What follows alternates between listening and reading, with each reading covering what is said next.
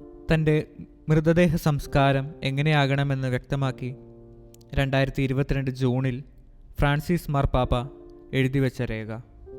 എൻ്റെ ഇഹലോക ജീവിതത്തിൻ്റെ അസ്തമയം അടുത്തു വരുന്നതായി മനസ്സിലാക്കുന്നതിനാൽ നിത്യജീവനിലുള്ള ഉറച്ച പ്രത്യാശയോടെ എൻ്റെ മൃതദേഹ സംസ്കാരത്തെക്കുറിച്ചുള്ള അന്ത്യാഭിലാഷങ്ങൾ വ്യക്തമാക്കുവാൻ ഞാൻ ആഗ്രഹിക്കുന്നു.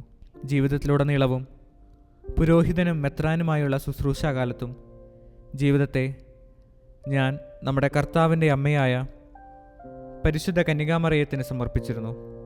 അക്കാരണത്താൽ എൻ്റെ മൃതദേഹം പുനരുദ്ധാന നാളിനായി കാത്തുകൊണ്ട് വിശുദ്ധ മേരി മേജർ പേപ്പൽ ബസിലിക്കയിൽ വിശ്രമിക്കട്ടെ.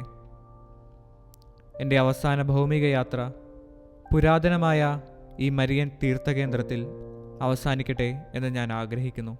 എല്ലാ അപ്പസ്തോലിക യാത്രയുടെയും തുടക്കത്തിൽ യാത്രയുടെ ഉദ്ദേശ ലക്ഷ്യങ്ങളെയെല്ലാം അമലോത്ഭവ മാതാവിന് ഭരമേൽപ്പിച്ചുകൊണ്ടും യാത്രാവസാനങ്ങളിൽ മാതാവിൻ്റെ മാതൃ നിർവിശേഷവും ആർദ്രവുമായ കരുതലിനും നന്ദിയർപ്പിച്ചുകൊണ്ടും ഞാൻ എപ്പോഴും പ്രാർത്ഥനയ്ക്കായി അണയാറുള്ളത് അവിടെയാണല്ലോ.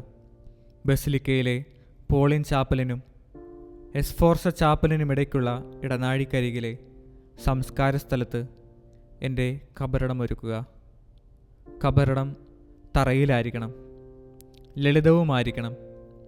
പ്രത്യേകമായ അലങ്കാരപ്പണികൾ പാടില്ല. ഫ്രാൻസിസ് എന്ന് മാത്രമായിരിക്കണം അതിൽ രേഖപ്പെടുത്തേണ്ടത്. കബറിടം ഒരുക്കുന്നതിന് ചെലവാകുന്ന പണം എൻ്റെ ഒരു ഗുണകാംക്ഷി നൽകുന്നതാണ്. അത് മേരി മേജർ ബസിലിക്കയ്ക്ക് കൈമാറുവാൻ ഏർപ്പാടുകൾ ചെയ്തിട്ടുണ്ട്.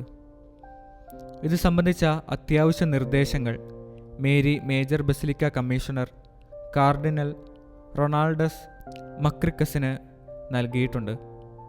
എന്നെ സ്നേഹിച്ച സകലർക്കും എനിക്കായി പ്രാർത്ഥിച്ചുകൊണ്ടിരിക്കുന്നവർക്കും കർത്താവ് ഉചിതമായ പ്രതിഫലം നൽകട്ടെ. എൻ്റെ ജീവിതത്തിൻ്റെ അവസാന ഘട്ടത്തെ അടയാളപ്പെടുത്തിയ സഹനം ലോകസമാധാനത്തിനും ജനതകൾക്കിടയിലെ സാഹോദര്യത്തിനുമായി ഞാൻ കർത്താവിന് സമർപ്പിക്കുന്നു. Pope Francis.